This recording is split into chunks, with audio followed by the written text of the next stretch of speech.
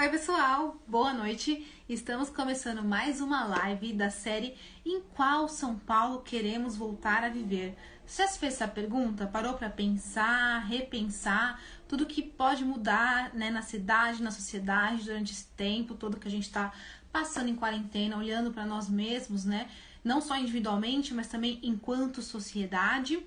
Como que essa São Paulo, essa cidade que a gente quer voltar? O que que a gente quer deixar no passado e trazer o presente? E está aqui o nosso convidado, Douglas Nascimento. Vou adicioná-lo aqui.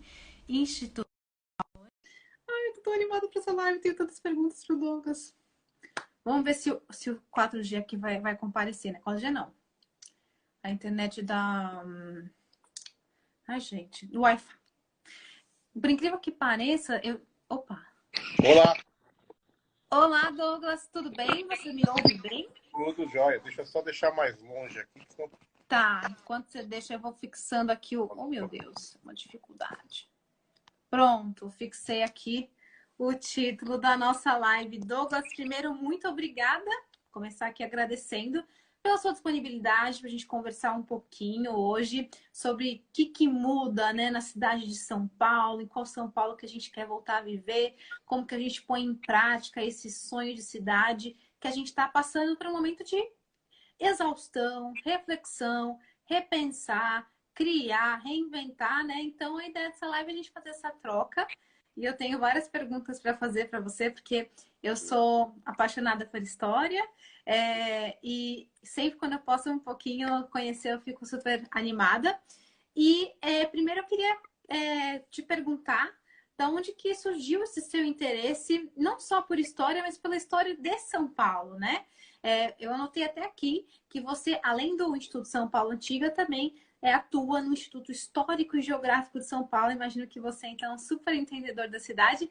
E eu queria te perguntar de onde surgiu esse interesse, se você podia contar um pouquinho para a gente, para quem está acompanhando, como que funciona o trabalho desses dois institutos hoje. Claro, vamos lá.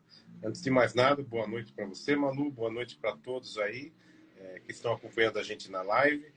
Bom, eu, meu avô e meus dois avós, na verdade, e meu pai eram grandes contadores de histórias, né? Eles viviam contando casos. Meu avô, por exemplo, foi testemunha ocular de algumas coisas bem interessantes. Meu avô viu o cometa Halley duas vezes, né, no começo do século, em 80 e pouco. Meu avô foi testemunha ocular da Revolução de 24, da Revolução de 32. Então, ele teve presente, né, em muitas coisas. Mesmo jovem, né, em 24, ele tinha 20 anos, né? Ele nasceu em 1904. Ele, então, tinha muitas histórias para contar e vivia me contando essas histórias. Algumas eram exageradas, mas a maioria tinha fundo de verdade. E eu sempre fiquei fascinado por isso. E meu pai também. Meu pai também era muito contador de histórias, né? Meu pai era vendedor. E o bom vendedor, tem muitas histórias para contar, né? Então, desde pequeno, eu sempre tive essa vontade de... sempre gostei de história, né? Sempre era o caminho que eu queria seguir. E mais para frente, já adulto, já marmanjo, digamos assim, eu resolvi, de alguma forma, usar o que eu conhecia, né, para que pudesse ser utilizado para algo útil para a sociedade. Né? Foi aí que, em 2009, surgiu a ideia de criar o São Paulo Antiga, que na época chamava São Paulo Abandonada, né? Era focado só em construções abandonadas, e depois foi modificando um ano depois, e aí virou São Paulo Antiga, que já está, hoje, 12 anos no ar, né, praticamente. Uau, que incrível! Parabéns! E eu tô chocada porque eu não sabia que antes era o São Paulo Abandonada e faz todo sentido. Você acredita que há um tempo atrás eu sempre gostei muito de fotografia. Não sou fotógrafa, mas eu gostava de fazer os registros com o meu celular, sabe? E eu sempre como eu trabalhei a vida inteira basicamente no centro de São Paulo, então eu sempre me deparei com várias construções abandonadas e uma vez eu tive essa ideia. Mas será que não tem nenhum projeto, alguma coisa que fala disso, que é um absurdo? Isso lá atrás, acho que faz mais ou menos uns 10, 9 anos, né? E aí eu não vou poder deixar de te perguntar qual a sua percepção, né? Se você puder explicar também um pouquinho para a gente esse contexto histórico. E essa São Paulo abandonada, essas construções abandonadas, são resquícios da nossa história talvez mal aproveitados, talvez consequências de transformações. Se você puder explicar um pouquinho para a gente, por conta dessa tua experiência em imersão e até começo da São Paulo Antiga, por que nós temos essa São Paulo abandonada? Assim, como chegamos até aqui? Certo. Você tinha me perguntado dos institutos, eu acabei não te respondendo, né? No caso, só para complementar, para não ficar no ar, né? No caso do Instituto Histórico e Geográfico, eu sou membro titular, né? Eu não fico lá, né? Eu fui o primeiro blogueiro a ser nomeado membro do Instituto Histórico no Brasil, isso foi em 2012, né? E o Instituto São Paulo Antiga é a evolução do São Paulo Antiga, depois a gente pode falar com mais detalhes sobre isso. Agora, falando de abandono, São Paulo é uma cidade realmente onde é uma cidade injusta, eu diria, né? Uma cidade que cresceu de uma forma assustadora entre o final do século XIX e o início do século XX. Imagine que São Paulo, na época da proclamação da República, tinha mais ou menos 60 mil pessoas em 1889. Era uma cidade pequena, menor que Campinas, né? E em 1930 a cidade já tinha mais de 1 milhão de pessoas. Então você veja como cresceu, né? Exponencialmente e assustadoramente em tão pouco tempo, em 30 anos, né? 40 anos, né? Isso fez com que a cidade crescesse desordenadamente, e essa desordenação trouxe muitos problemas para a cidade, que é a cidade que não para no lugar. São Paulo, diferente de outras cidades, se você viajasse no tempo, por exemplo, e fosse a Nova York hoje, há 30 anos atrás, 100 anos, 200 anos atrás, você vê uma cidade sempre no mesmo lugar. São Paulo não. São Paulo é uma cidade que muda, né? São Paulo começou ali na região do Pátio do Colégio, depois o centro foi perdendo um pouco a graça, foram para o chamado Centro Novo, que é ali na região da Praça da República, né? Depois esse Centro Novo já não interessava tanto, aí subiu para a Avenida Paulista, né? Aí o novo centro financeiro passou a ser a Avenida Paulista. Nos anos 90, ali também perdeu interesse, desceu para Faria Lima. Depois, no final dos anos 90, essa região foi sendo transferida para a região do Morumbi, né? E a cidade está sempre em constante mudança. Isso gera lá atrás, nas regiões que ficaram para trás, um problema de ocupação, né? Essas áreas são mal ocupadas depois que a cidade se desloca e acaba gerando abandono, né? Então você vê a região central de São Paulo, há uma concentração enorme de edifícios abandonados que poderiam ser usados tanto para moradia como também para trazer empresas para o centro, né? Já houveram tentativas, até chegaram a atrair, por exemplo, a Microsoft, acho que foi na gestão da Marta Suplicy, mas não deram incentivo nenhum e elas saíram de lá e voltaram para a região da Berrini. Então, assim, é preciso que a cidade pare também de se mover e para que ela possa, né, ocupar melhor as suas áreas. E isso não acontece aqui em São Paulo. Nunca aconteceu. Agora eu fiquei me perguntando uma coisa enquanto você estava falando.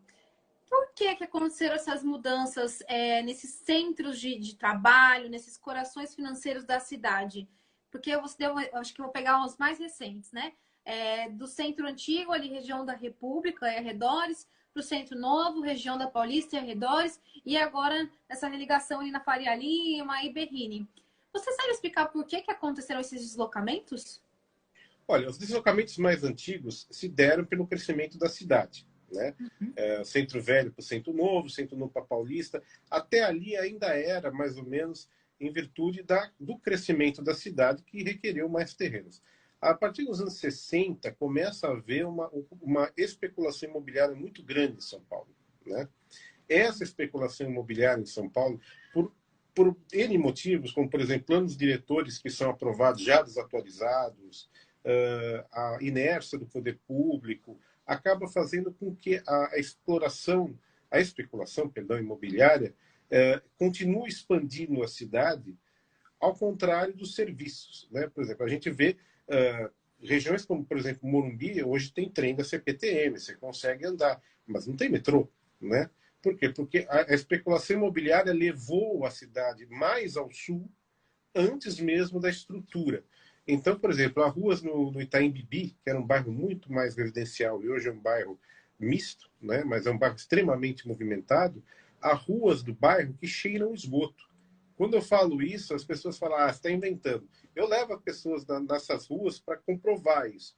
Por quê? Porque, de repente, a especulação imobiliária transformou aquela região num paliteiro, né, cheio de prédios, só que a rede de esgoto continuou a mesma de quando tinha na mesma rua 10 casas, tinham 10 famílias, agora passou a ter 200 famílias morando numa torre só e 20 torres numa rua, como, por exemplo, a Joaquim Floriano.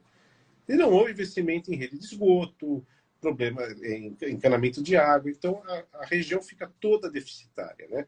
É por isso que eu digo, a cidade vai se movendo, seguindo a especulação imobiliária, e não vai vendo um acompanhamento por parte dos serviços públicos, né, e do desenvolvimento urbano. A gente pensa que desenvolvimento urbano é construir prédio, mas não. O desenvolvimento urbano é um conjunto de coisas, entre eles construir novos prédios. Por isso que São Paulo é tão deficitária, né, nesse aspecto, né? Nós temos pessoas que moram em cidade Tiradentes e trabalham, por exemplo, em Moema, né? Algo impensável em qualquer grande cidade do mundo, mas que acontece no Brasil. Perfeito. Eu tenho várias perguntas para te fazer com base no que só com o que você acabou de falar. A primeira delas é com base nessa última frase que você trouxe. O quão impensável é a pessoa trabalhar no Itaim Bibi e morar lá na cidade de Tiradentes, né? Entre outros exemplos que a gente pode trazer. Isso é uma peculiaridade de São Paulo e tem a ver com esse desenvolvimento urbano desordenado. Como o tema da nossa live é a gente pensar aqui e repensar qual São Paulo a gente quer voltar a ver, queria te perguntar se você tem algumas dicas, olhando para São Paulo do passado, para São Paulo do futuro, para que esse tipo de exemplo que você trouxe acontecer, para que a gente tenha um melhor desenvolvimento nas diversas regiões da cidade. O que você acha que é o maior desafio hoje e como que a gente poderia avançar mais nisso nos próximos anos? Olha, eu recentemente fiz uma live com o pré-candidato a prefeito André Matarazzi e ele trouxe uma coisa muito interessante, que é levar o empresário, levar o industrial, o comerciário, o hoteleiro para bairros de São Paulo onde estão os trabalhadores. É uma das coisas que eu defendo. O que eu acho o maior problema aqui na cidade de São Paulo são as distâncias. São Paulo é uma cidade muito grande, por causa daquilo que eu falei na primeira parte, né, que nós temos uma cidade que a especulação imobiliária vai levando a cidade cada vez mais longe, né? Haja visto que o Centro Velho, né, para quem pegou agora, era o centro de São Paulo. Hoje você chama ali de centro porque é central, mas o centro mesmo a gente pode dizer que é o núcleo financeiro, então são outras regiões, né? E quanto mais a cidade anda, mais longe fica para o trabalhador e, por consequência, fica mais caro para o trabalhador, né? Se locomover, o tempo é dinheiro também, né?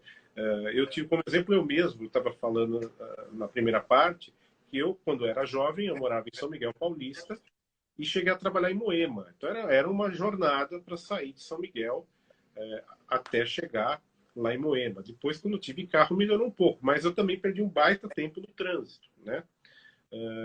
Esse é um problema enorme para a cidade que precisa, de alguma forma, levar o negócio, né? Levar o comércio, levar as fábricas de volta para os bairros. Se você retornar ao passado de São Paulo, por exemplo, a década de 30, anos 20, você vai perceber que as fábricas ficavam onde moravam as pessoas, né? O bairro do Brás, por exemplo, era um bairro operário que tinha suas fábricas, muitas delas, né? A maior concentração fabril de São Paulo era no Brás, e ao mesmo tempo era um grande aglomerado de pessoas, né? Então as pessoas que trabalhavam, por exemplo, na Vila Celso Garcia, nós tínhamos um grande número de fábricas de vidro, né? Tanto de vidros para casas, como cristais, como envases, vasilhames, né? Vidros de perfume. Tudo ficava mais ou menos no eixo da Celso Garcia. E as pessoas que lá trabalhavam, lá viviam. Então, havia aquele monte de gente andando no fim do dia ou no começo do dia, indo para o trabalho a pé, né? No máximo, pegava o seu bonde aí num dia de chuva para não se molhar. Depois, as empresas foram saindo dessas regiões, indo para outras cidades, outros estados, né? Se você perceber dos anos 70 para cá, São Paulo se desindustrializou, a cidade, né? E foi ficando cada vez mais longe para as pessoas. Então, hoje você não tem uma quase fábrica onde você trabalha, você quase não tem negócios onde você vive. Isso tornou São Paulo uma cidade muito complicada de se locomover e muito complicada de se viver. Porque você imagine uma faxineira que saia de Cidade Tiradentes para trabalhar no Gran Rayá. Acontece. Ela sai de Cidade Tiradentes e vai até o Morumbi. Ela pega N transportes. Hoje nós temos o Vale Transporte, que é o bilhete único, né? Que você tem um certo período de viagem. Mas se você voltar há 15 anos atrás, as pessoas têm que pagar várias conduções. Então se tornava muito mais caro para o empregador e se tornava muito mais caro também para o empregado. Então, assim, eu acho que qualquer alternativa de melhoria para São Paulo se passa principalmente nessa mudança no deslocamento humano, né? Que as pessoas passem a trabalhar mais próximas de onde vivem. Mas não é uma realidade que a gente vai ver em um mandato de prefeito, é uma realidade que talvez leve 15, 20 anos, se começar agora, a acontecer. Porque precisa conscientização, precisa investimento e precisa principalmente convencimento. Porque já houveram tentativas anteriores, como eu falei na gestão da Marta, né? Só que tudo que se foi prometido naquela gestão de colocar incentivos para as empresas voltarem para o centro, nada daquilo aconteceu, o empresário se sentiu traído e voltou para as zonas mais elegantes da cidade. Ou seja, né, falta uma agenda de Estado e não uma agenda de governo, né? A gente Exato. não vai conseguir resolver os nossos problemas, todos eles, em 4 anos. E não pode chegar daqui outros, né? No final desses 4 anos dessa gestão, vem uma outra e acaba tudo que o outro fez, começa uma outra coisa do zero e a gente não tem uma agenda de políticas públicas de fato que estão olhando para o desenvolvimento de longo prazo de São Paulo. E a gente sofre mais ou menos o mesmo problema com o Brasil, né? Então, quem sabe dessa São Paulo que a gente quer voltar após pandemia, a gente não tem justamente o que você trouxe, esse compromisso entre sociedade, é aquilo que eu costumo chamar de parceria público, privado e popular, que é uma construção coletiva, né, de sonhos, de destino comum enquanto sociedade, enquanto cidade, né? Então, acho que esse é um grande desafio também, que é um desafio mais político. E você estava comentando, ou seja, né, então pensando nessa coisa do desenvolvimento urbano, das fábricas, né, não necessariamente a fábrica, mas do emprego, né, das oportunidades, voltarem a estar mais próximas de onde as pessoas moram. E não necessariamente nesses grandes centros que são afastados de onde a maioria das pessoas reside. Então, um caminho para isso, creio eu, pelo que a gente estava conversando aqui, também pela minha experiência, é de criar incentivos e subsídios, né, por parte do poder público para atrair essas empresas e gerar oportunidades nessas regiões. Mas também, além do poder público tornar essas regiões mais atrativas para a iniciativa privada, por exemplo, como você deu aquele exemplo, o poder público também precisa trabalhar para o desenvolvimento dessas regiões. Senão fica aquela coisa do paliteiro, tinha lá uma vila de casas e agora tem milhares de prédios e as ruas cheiram esgoto porque ninguém fez o esgoto, né?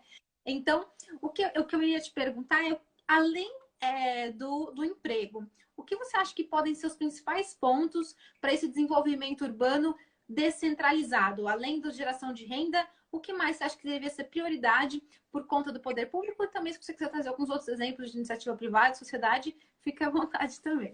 Não, claro. A primeira coisa passa por um item muito básico que esse ano nós vamos enfrentar. Chama-se voto. É a premissa de tudo. Nós percebemos que na cidade de São Paulo, que é uma realidade não só paulistana, mas brasileira, que o eleitor não sabe votar para vereador e não sabe votar para prefeito. Independente de julgar posições políticas, não é esse o caso, mas julgando os mandatários, nós percebemos que os políticos que são eleitos para prefeito, no caso da cidade de São Paulo, né, ele não tem compromisso nenhum com a cidade, né? Haja visto que dos últimos prefeitos, se você parar para ver, foram poucos os que terminaram o mandato, né? Nós tivemos aí desde do início da década de 2000, né? Ou seja, 20 anos, nós tivemos, tirando a Marta Suplicy e o Fernando Haddad, que foram até o fim do mandato, nos seus primeiros mandatos, e curiosamente não se reelegeram, né? tirando eles dois, todos os outros, de alguma forma, foram usando a cidade como trampolim. E tem um ditado que era dito pelo recém-falecido jornalista José Paulo de Andrade, que eu gostava muito, né? Ele costumava bater muito nessa tecla, né? Da incapacidade, às vezes, do eleitor de votar, né? Porque as pessoas não percebem que São Paulo é uma cidade-estado. São Paulo tem orçamento de estado, tem orçamento até de país, a capital paulista, né? E o que acontece? O político que é eleito aqui como prefeito não enxerga isso, enxerga a cidade apenas como um trampolim. Eu estou vendo aí os pré-candidatos que estão aparecendo e você percebe que vários deles, embora não falem, vão fazer isso novamente, né? Isso não tem lado, viu? Isso é de esquerda, de direita, de centro, né? Esse projeto pessoal, ao invés do projeto municipal, é muito grande. E na vereança, a gente percebe isso também. Então, nós percebemos que o eleitor gosta de votar no colega do pastor, da igreja, quer votar no cara da farmácia, mas geralmente são pessoas despreparadas para a política. E o que acontece? Esse despreparo acaba tornando a nossa vereança terrivelmente ruim, ineficiente, juntando com um prefeito que não tem uma preocupação com a cidade, porque ele já está pensando para governador e, posteriormente, para presidente, né? Eu vou citar um caso, que é o caso do Serra, né? Que tem um currículo longo, né? Com o ministro da Saúde e tudo, foi candidato a presidente, mas ele era evidente nele. Eu estou citando o Serra para não citar políticos que estão aí na atualidade, para não deixar o pessoal inflamado, né? Sabe como é que é esse negócio. Vamos citar o Serra, que já está no caso político, né? O Serra foi prefeito de São Paulo, largou para ser governador. Foi governador, largou para ser candidato a presidente. Então ele acabou não sendo nem um bom prefeito, nem um bom governador, e não foi presidente, né? Porque não se elegeu. Isso é um desastre para a cidade, porque essas pessoas são eleitas assim um projeto municipal. E essa é a base, né, para que a cidade seja administrável, para que a cidade seja governável, né? Então, você pega um político que só está pensando em si, para colocar um político na Câmara Municipal também, que não está nem aí, é o que a gente vê, é a base. Depois você junta isso com uma série de outros problemas da cidade, também da falta de, muitas vezes, da preocupação do cidadão, né? Tem muita gente que culpa o poder público por muitas coisas, e aí você anda na rua, você vê um sofá jogado na esquina, né? Quem que jogou isso? Não foi o prefeito, não foi o vereador, foi uma pessoa como eu e você, né, que jogou o sofá na esquina. Eu tenho um lugar, a minha avenida aqui é uma alameda muito bonita, e toda semana tem resto de móveis, geladeiras usadas, são jogadas na esquina. Então, a educação é a base e saber votar é a segunda plataforma, digamos assim. Se a gente não souber fazer isso, a cidade não vai melhorar. Não vai melhorar. Esse é o grande problema. Então, vamos aproveitar essa chance que nós vamos ter esse ano, né, para tentar fazer. Apesar que, com muitos dos candidatos que eu estou vendo, você percebe que vai usar a cidade como trampolim, né? Tem candidatos aí que você percebe que ele não tem aquele projeto municipal. Ele já está pensando lá na frente, em 2022, e isso é péssimo. Isso é muito péssimo. Eu vou te dar um exemplo de uma pessoa que eu admiro muito e que critiquei bastante. A vereadora Sâmia Bonfim, do PSOL. Ela foi eleita vereadora quando ninguém imaginava que ela ia ser eleita vereadora. Teve uma atuação muito boa, porque eu acompanhei de perto, cheguei a visitar o gabinete dela várias vezes. De repente, ela decidiu ser deputada federal. Aí ela largou a prefeitura, entrou um suplente que talvez não tenha os mesmos projetos que ela. Agora, recentemente, ela queria disputar a prefeitura. Aí ela ia largar a Câmara Federal para isso.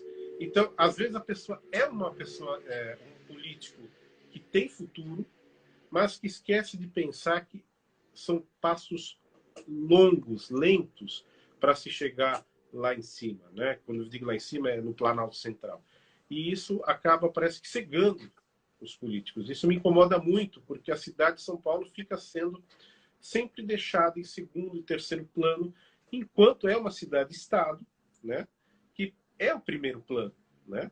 São as cidades que juntas formam um estado e que juntos os estados formam uma união. Então, isso sempre me incomoda muito, para não se alongar mais. Não, mas eu achei ótimo que você trouxe essa provocação, porque muitas vezes é uma coisa que as pessoas não prestam tanta atenção e que faz muita diferença. Justamente por São Paulo ser essa cidade-estado, essa cidade-país que você mencionou, que atrai muito político oportunista. Porque como aqui tem muita visibilidade, então se eu me elejo vereador em São Paulo, opa, já estou com um pezinho na Câmara de Deputados Federal. Se eu elejo como candidato a prefeito, ou pelo menos me coloco, já posso ser considerado candidato a governador, né? Enfim, entre outros casos, né? Então você vê que é uma coisa que se repete, tanto na esquerda, tanto na direita, independente do partido, a gente tem esses exemplos. Então, super concordo, você trouxe duas bases muito importantes, né, para essa transformação que a gente comentou um pouquinho aqui, que é um grande desafio de longo prazo para a cidade, né? Olhando para o nosso desenvolvimento urbano, que a gente precisa de um plano e é que esse plano não pode ser feito por pessoas oportunistas e também não, nem por uma sociedade que também não faz a sua parte, né? É aquela coisa, a gente tem direitos e deveres também. Então, você trouxe esse exemplo, poxa, às vezes você vê a pessoa criticando que a cidade está suja, que a cidade não está cuidada, mas aí a pessoa vai lá e joga lixo na rua, né? Eu lembro de uma vez que eu tive em Sobral, e faz um tempinho já, e eu lembro que o prefeito, na época, ele, lá é uma cidade pequena, né, nem se compara aqui, mas que ele andava na rua, assim, conversando com as pessoas e com uma proximidade que nessa cidade de país a gente não tem tanto. E aí, uma moradora chegou para ele e reclamou, assim, prefeito, a minha rua tá muito suja, olha isso ali. Então para de jogar lixo. Ele deu de meio com essa resposta e virou um super meme na internet. Mas assim, acho que ilustra um pouco essa dicotomia, né? Então, a gente está falando, né, do voto consciente, da gente olhar para a política como esse lugar da transformação, mas que a gente também tem a nossa parte. Só que a gente sabe também que muitas pessoas não têm acesso a essa educação cívica, né? Até a gente recebeu aqui um comentário. Essa educação política mesmo. Porque quando eu falo educação política, não é nem aquilo que a gente falou de posicionamento político. É de saber o que faz um vereador, é de saber quanto que é o orçamento do seu município, é de saber de coisas básicas, que na hora que você for olhar para os futuros candidatos ou para a política, de um modo geral, você vai ter já um outro filtro, uma outra interpretação. Você vai escolher, né, menos por aquilo que ele está vendendo ali naqueles holofotes, na TV, aquela mensagem bonita, aquele vídeo bem gravado, e muito mais pelo histórico, pelo plano, por aquilo que ele está postando no dia a dia, porque quem são os apoiadores daquela pessoa, quem que está junto, se tem alguém que você acha que é legal também, pessoas sérias que estão fazendo um trabalho realmente diferenciado. Então, eu acho que esse, de fato, a gente não teria como não falar disso. E eu falei para você que logo na sua primeira fala me deu 3 estalos aqui que eu queria te perguntar. Então, eu perguntei da parte política, do desenvolvimento urbano, papel da sociedade, iniciativa privada, etc.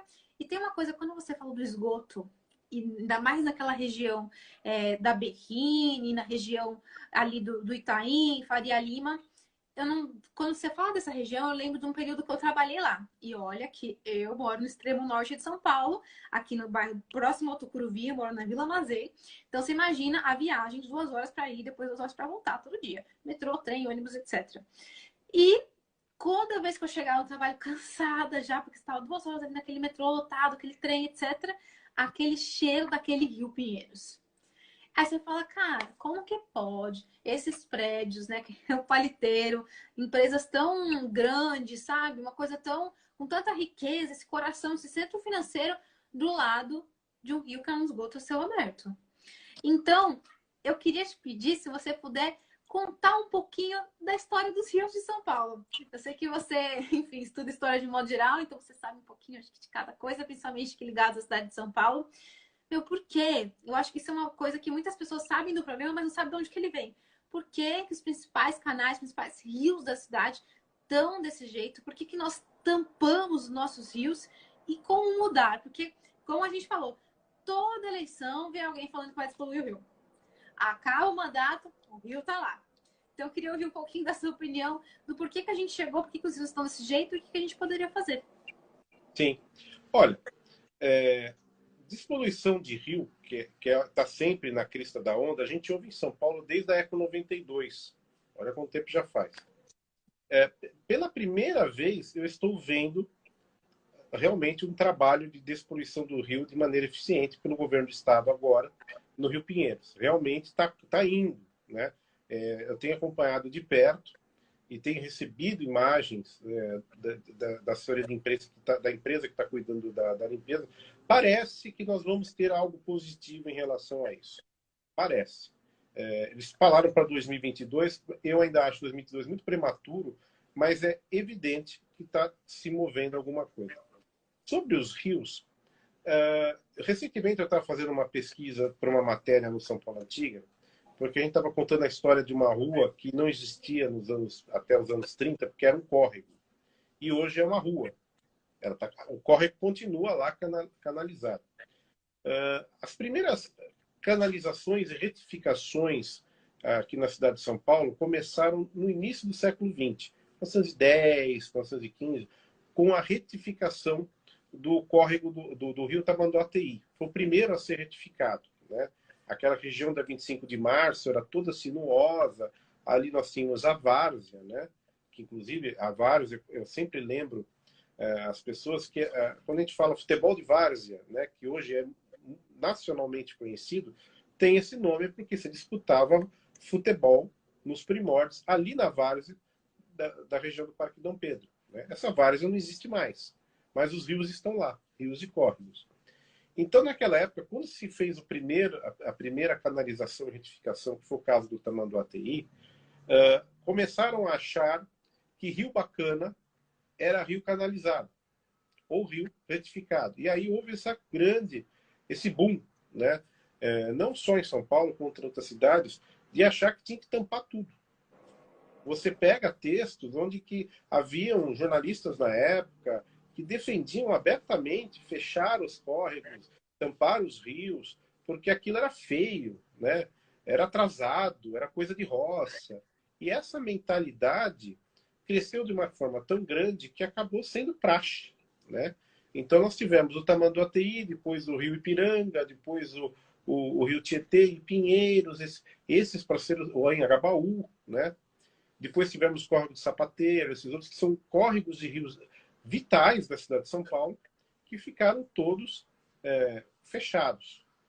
Aí você pega, se hoje só 50% da população brasileira desfruta de esgoto, você imagina isso em 1920, 1930. Devia ser 10, 15%, eu não tenho números aqui.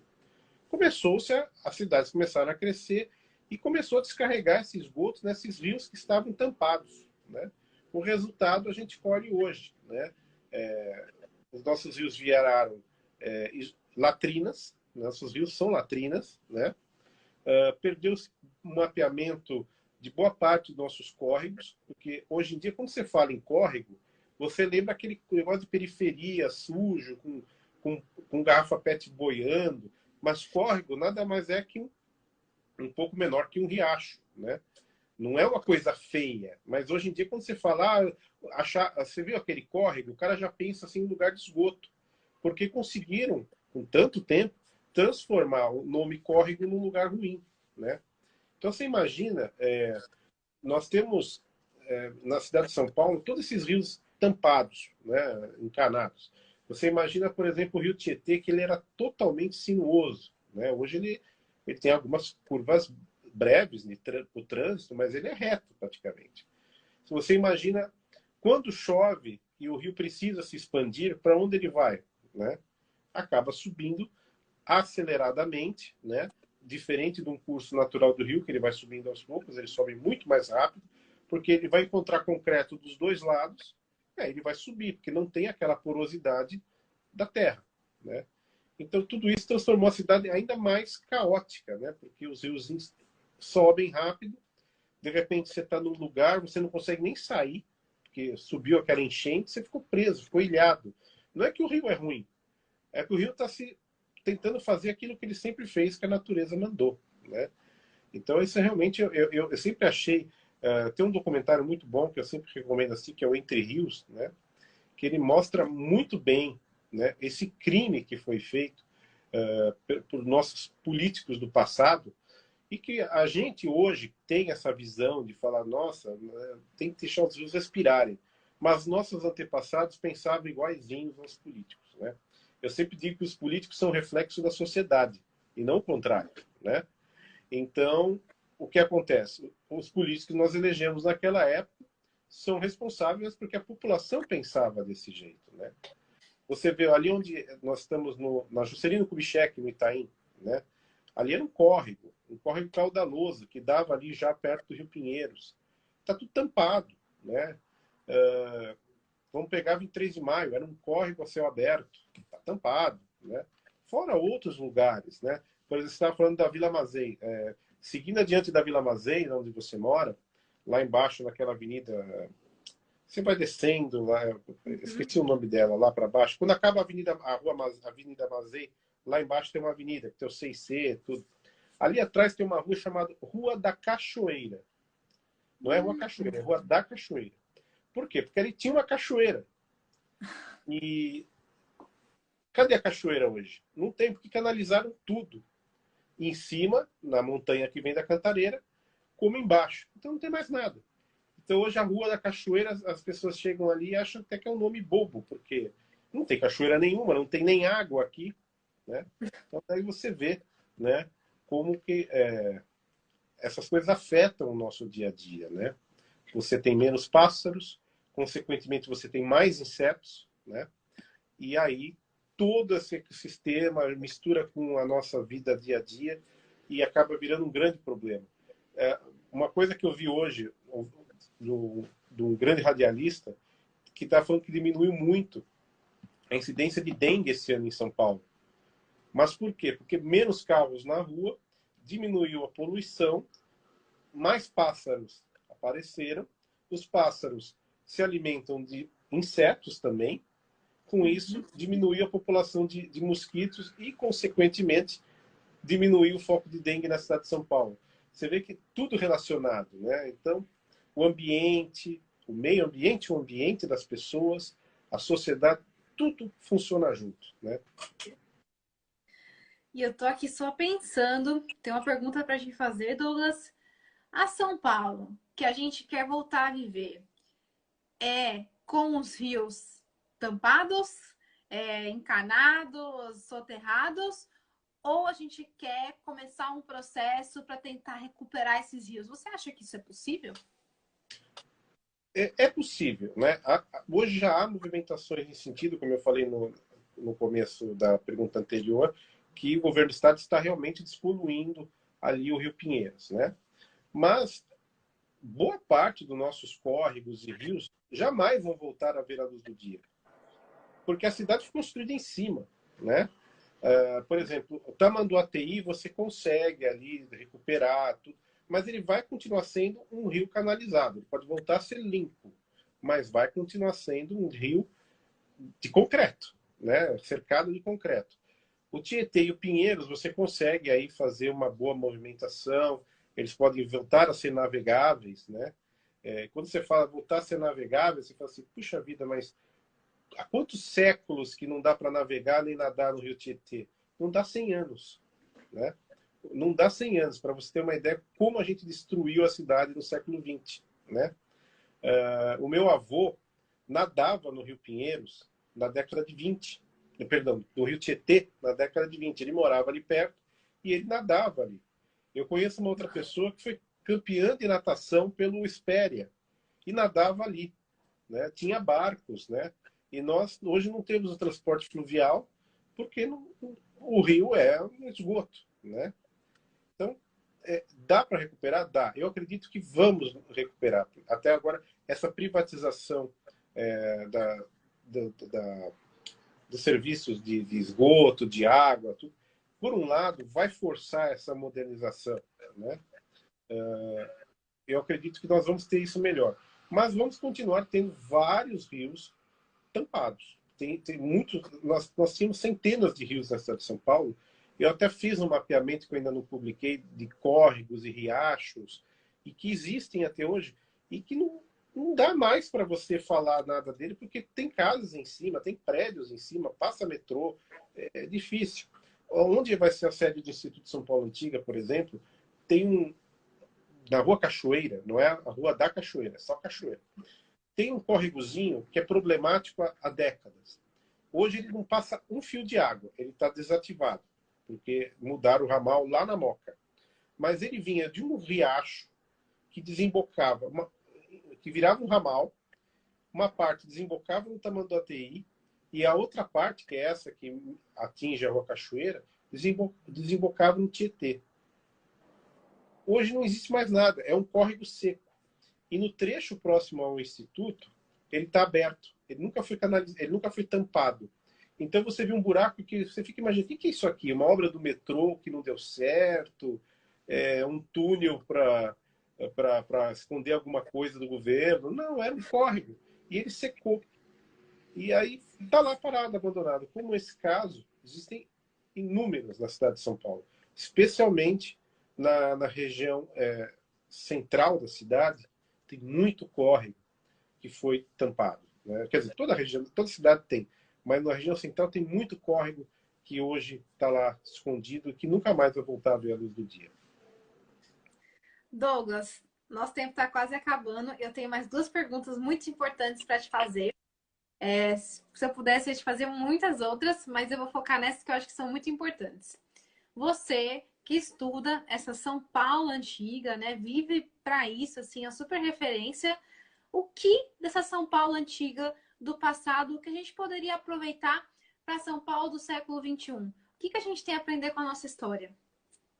Olha, no caso de São Paulo, a gente tem que aprender com os erros. Porque é verdade. Porque se você pegar o século XX de São Paulo, foi uma sucessividade de erros.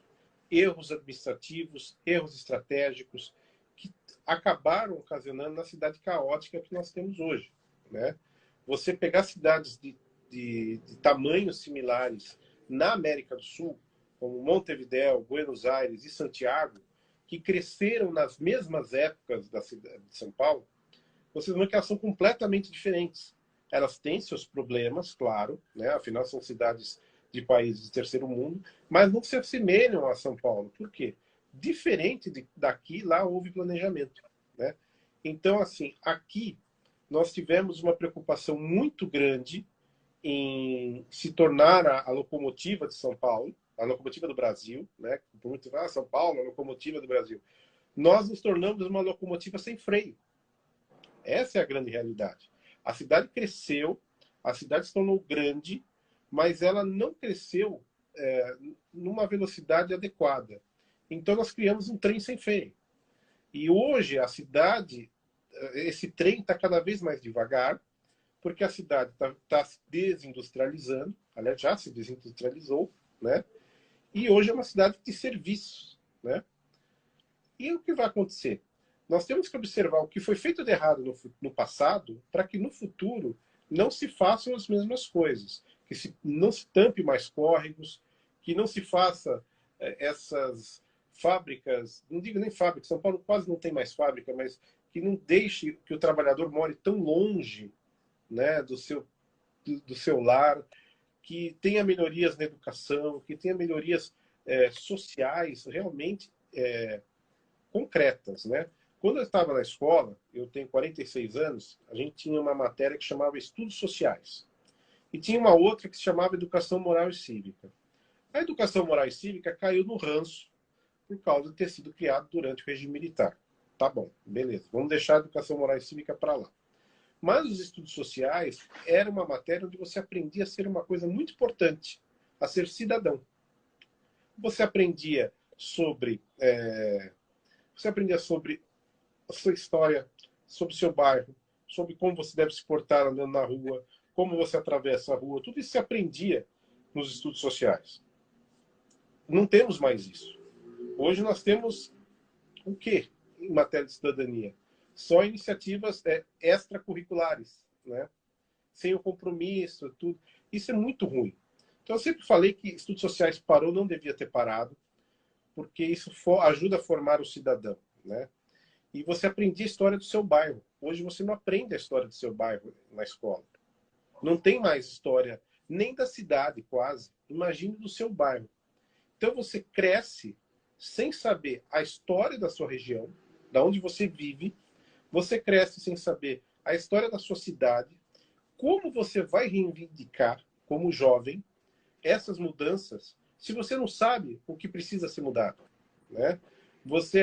Tem muita gente que, por exemplo, no meu caso, eu morava em São Miguel e estudava na Vila Matilde. Então, assim, poderia ser um alienado. Por que eu não era?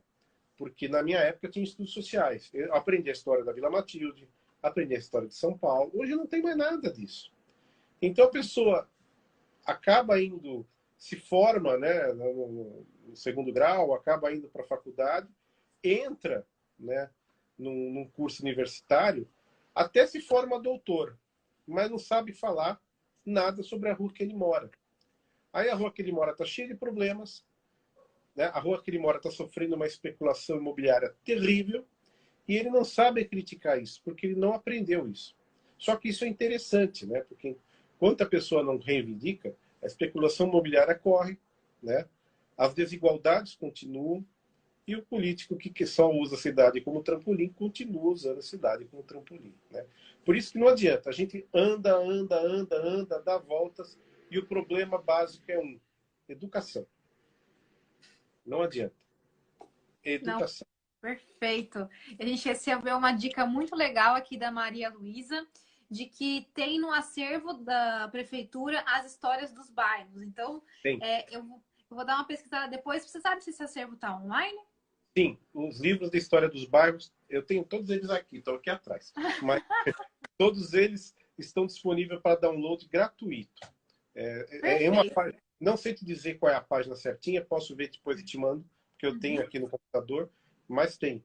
E outra coisa também que está disponível de graça são no site, vou até pegar o nome do site aqui enquanto eu te falo, você pode acessar todos os mapas da cidade, você pode acessar todas as plantas, você pode acessar o mapa hidrográfico, o mapa urbano, que é um site chamado GeoSampa. Geo é fundamental para você conhecer a cidade, porque através das camadas dos mapas, né, você vai vendo área construtiva, potencial construtivo, bacia hidrográfica, rio, trânsito, tudo. É muito bom para a gente estudar um pouco a cidade e seus problemas. Não, perfeito. Eu já vou então deixar um compromisso para quem está assistindo agora e também depois para quem vai ver essa live. O pessoal vê muita live depois, quando eu subo aqui no G-Stories. Vou subir também, deixar no link da descrição desse vídeo e também nos stories o link para a GeoSampa e também vou dar uma pesquisada nesse dos acervos. A GeoSampa eu conheço, mas os dos acervos eu não conhecia. Então vou ter que procurar com as histórias do bairro. E, inclusive, uma vez eu fui pesquisar a história aqui do Tucuruvi, mas eu sofri com esses Wikipedia e pesquisar um blog falando de cada coisa. Eu confesso para vocês que eu não sabia que tinha esse acervo online disponível. Então, dica boa aí para quem estiver acompanhando, quiser saber um pouquinho mais da história da cidade. E é super curioso. Você entra lá, vai fuçando, vai descobrindo coisas que você nem fazia ideia. E Douglas, eu adorei que você falou, olha, a principal coisa de São Paulo Antiga para trazer de presente são os erros. Vamos aprender com os erros. É basicamente conhecer para não repetir. É mais ou menos essa frase. E você falou também um pouquinho, já né, deu uma introdução da minha última pergunta que eu ia fazer para a gente encerrar a live, que é a pergunta do nosso tema, né? Que em qual São Paulo você quer voltar a viver? Você já deu algumas pistas, que eu quero voltar a viver uma cidade em que a educação seja a base de tudo, que a gente tenha uma educação de qualidade e que uma educação de qualidade não é só aquela que você forma um bom profissional, que você forma um futuro doutor, que você forma alguém para o mercado de trabalho ou alguém muito bom em matemática, etc. Mas é uma escola que também forma as pessoas para a cidadania, para a vida, para a política, sabe? E que hoje a gente ainda não tem, né? Não sei como algumas escolas ou então alguma matéria extracurricular, mas de fato os nossos alunos saem da escola sem saber a história do bairro deles, sem saber nada sobre sociedade, orçamento público, como que funciona a política, esferas de poder, etc. E com isso você vai criando uma massa de jovens e um futuro para a nação que é alienado dessas questões, sabe? Como aquilo não faz parte do dia a dia dele, provavelmente também os pais dessas pessoas, os pais dos jovens também não tiveram esse acesso, e aí eles também não têm, e assim a política, né? E a política não é só Brasília, né? A política é no bairro, é na cidade, é na construção diária, é no seu posicionamento, é na luta por aquilo que vocês acreditam. Você vai ficando alienado, vai ficando uma massa amorfa, né? Sem transformação, sem inquietação, sem renovação, né? Então, acho que isso é super positivo. Então, já vi que você deu algumas pistas, mas essa pergunta eu queria que fosse assim mais do fundo do coração, assim, até meio utópica, sabe? Porque a utopia é um bom destino para nos guiar e várias vezes ela se provou realidade em algumas ocasiões.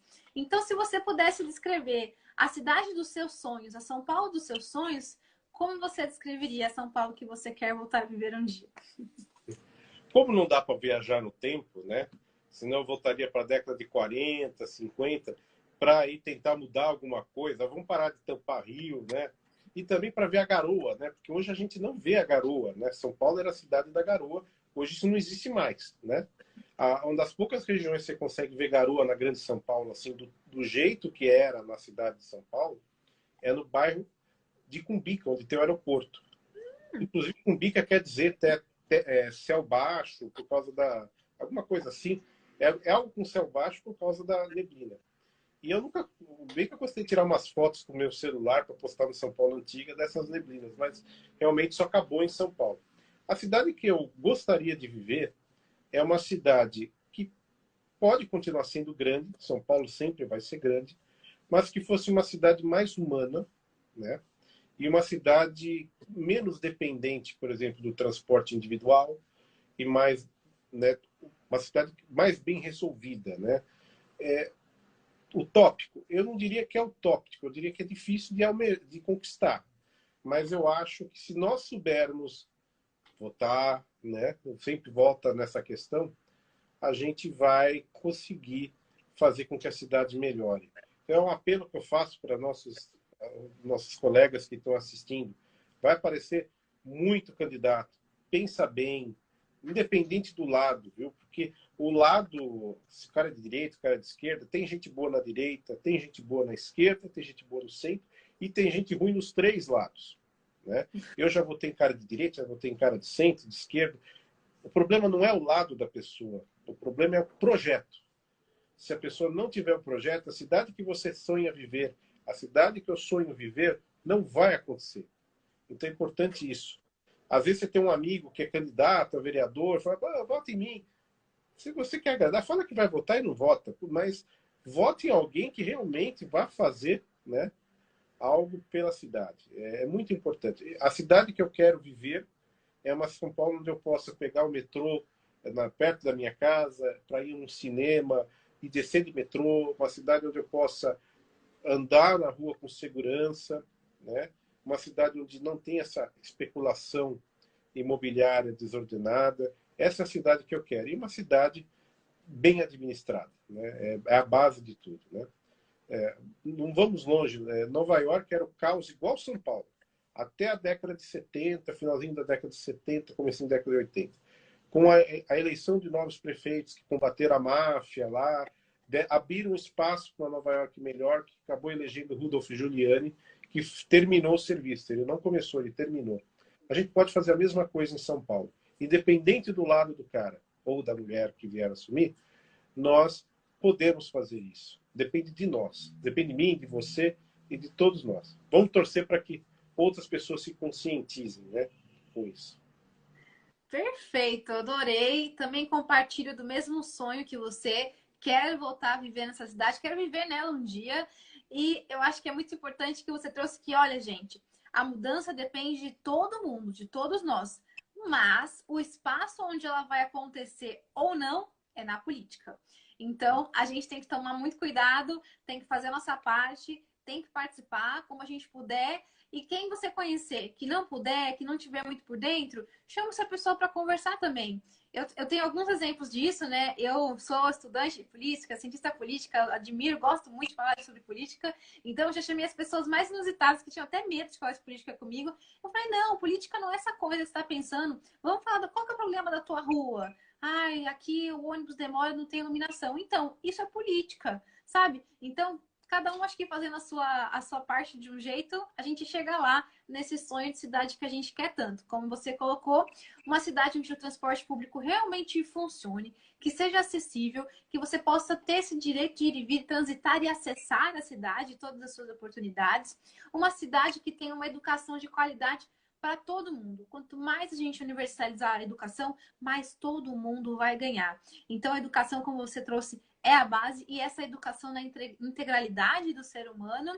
E com isso, a gente vai caminhando para o nosso desenvolvimento urbano, que é o que a gente falou no comecinho da live. Né? Uma Dá tempo de eu cidade dar uma, mais resolvida e equilibrada.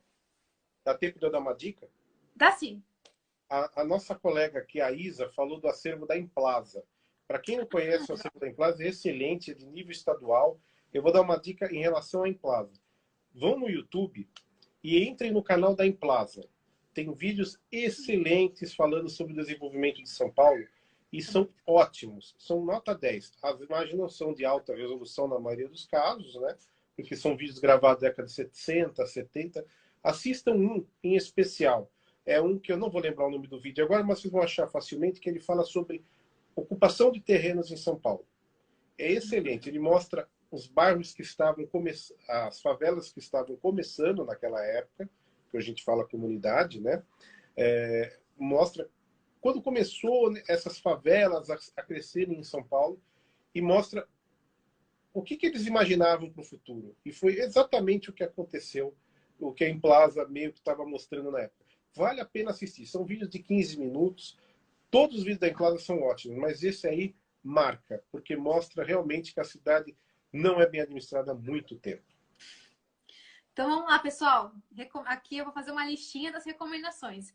Então, entre no canal da Implaza, dê uma olhadinha no site, em especial nesse vídeo que o Douglas comentou, que é a ocupação de terrenos. Aqui também tem a dica que a Isa acabou de mandar do documentário Entre Rios, super fácil de achar no YouTube. Eu assisti pelo YouTube, inclusive.